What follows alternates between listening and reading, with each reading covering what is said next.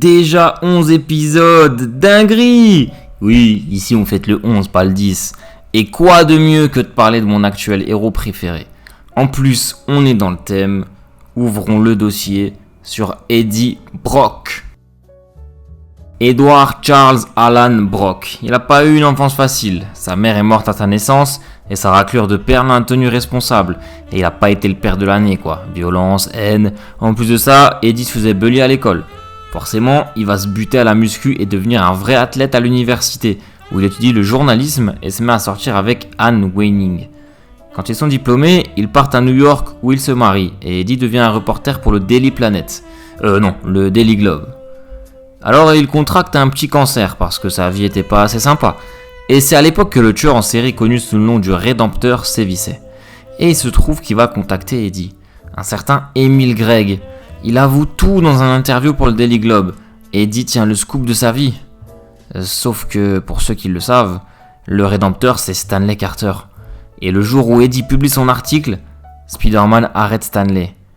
Eddie se fait donc virer du Daily Globe, déshonoré dans la profession, sa femme le quitte, son père le déshérite, et il a toujours un cancer. Bonne ambiance, hein. Il va tenir Spider-Man pour responsable de tous ses malheurs, et il commence à se buter à la muscu pour évacuer, jusqu'à atteindre un corps digne de The Rock, et une haine immense envers le tisseur. Bref, sa vie, elle pue bien comme il faut. Alors il décide d'en finir. Il se rend à l'église Notre-Dame des Saints pour expier ses torts avant de se suicider. Le même soir où Spider-Man se sert du clocher de l'église pour se séparer de son inquiétant costume vivant. Le symbiote tombe sur Eddie et les deux fusionnent. Eddie découvre l'identité de Spider-Man grâce aux connaissances de son nouvel ami et le couple devient alors Venom. La force d'Eddie combinée au pouvoir de Spider-Man que le symbiote lui confère en font un dangereux adversaire, bien plus fort que Peter. Il ne déclenche pas non plus le sens d'araignée. Venom est prêt à se venger. Il s'en prendra à MJ, à la Chatte Noire et même à Tante May. Mais il sera toujours battu par Spider-Man à l'aide de ses alliés ou de ruses. Eddie s'évadera de toutes les prisons où il sera envoyé jusqu'à ce qu'il se fasse balancer à Rikers, séparé de Venom. Et là, son co-détenu c'est un vrai psychopathe. Un certain Cletus Kasady. Et finalement, c'est le symbiote qui viendra sauver Eddie. Il l'aide à s'évader en laissant un enfant derrière lui, un petit symbiote rouge qui va causer pas mal de soucis. Eddie enlèvera alors Peter pour l'affronter sur Isla de Huesos.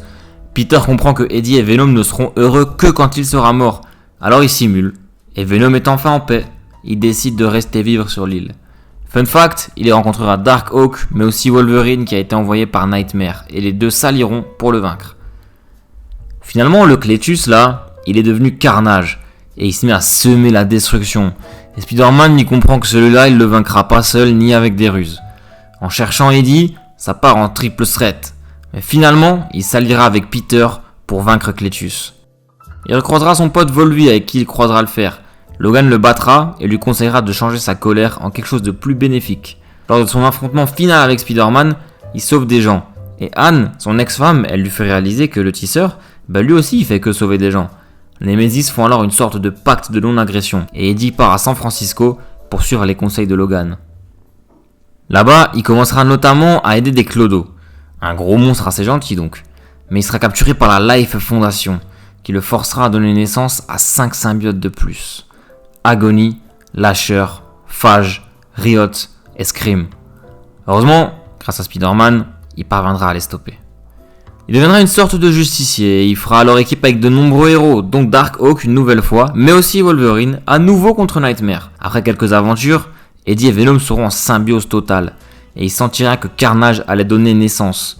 Ce qui se produisit et Toxine vit le jour. Sauf que Carnage il est affaibli par l'accouchement. Il lia donc Toxine à un policier. Venom là il comprend que ça pourrait devenir un puissant adversaire et what the fuck, il s'allie à Carnage pour lutter contre Toxine. Chelou. Heureusement, Spider-Man et la Chatte Noire les stopperont. Bon, ça fait un moment qu'on n'a pas parlé du cancer. Et là, il va faire que empirer ce petit filou. Eddie aura une sorte de révélation religieuse malade. Et il va vendre Venom aux enchères. On en reparlera. Il donne tout l'argent à de la charité. Bon gars. Puis en voyant Tante May dans son hôpital, il va essayer de la tuer. Pas bon gars en fait. Mais au final, il en sera incapable. Et quand Peter arrive dans la chambre, Eddie se jettera par la fenêtre pour se suicider. Heureusement, le tisseur le sauvera. Il rejoindra alors Tante May et Martin Lee au Fist en tant que bénévoles. Ils seront attaqués par le nouveau Venom. Au contact d'Eddie, un étrange phénomène se produit. Un symbiote blanc émerge et repousse Venom.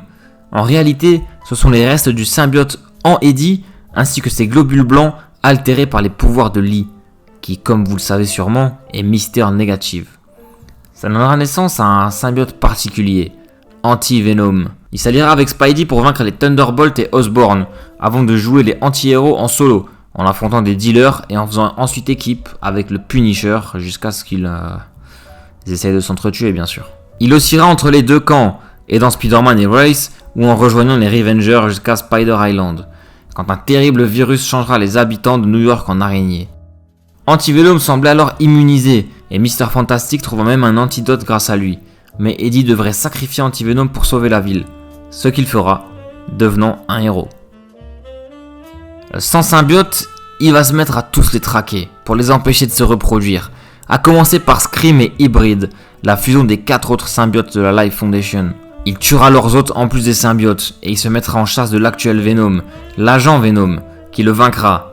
Eddie est capturé par Crime Master, qui le lie à Toxin.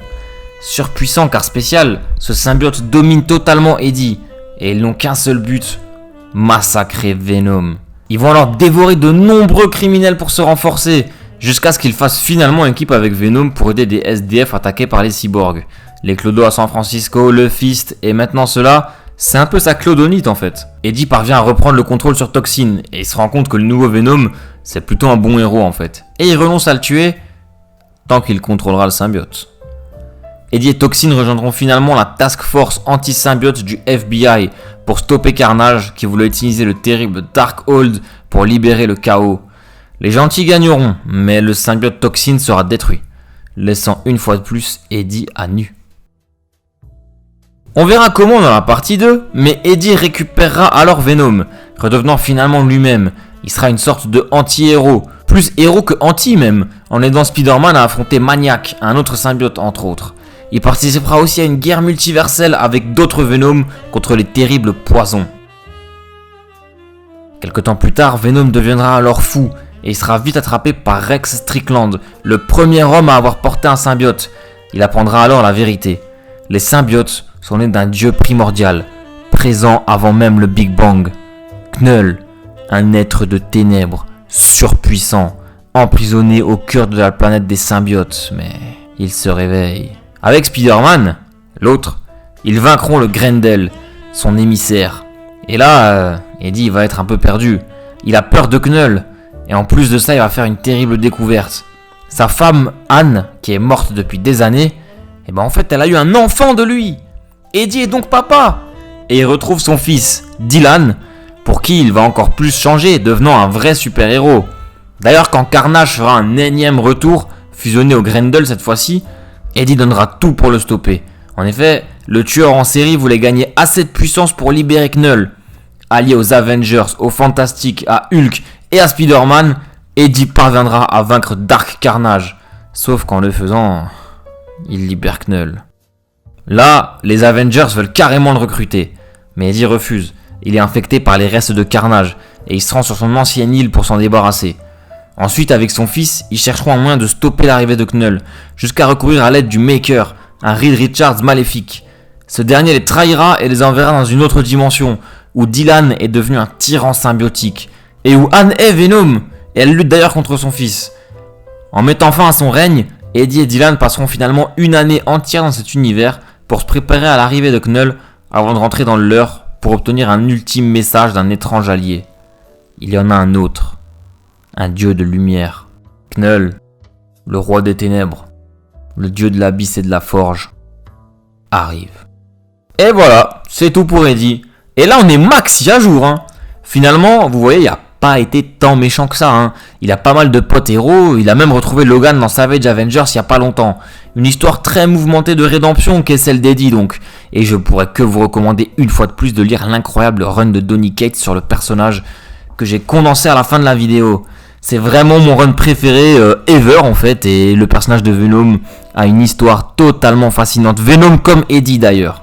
Allez, on se retrouve la semaine prochaine pour parler de Venom justement, parce qu'il n'a pas eu que Eddie comme hôte.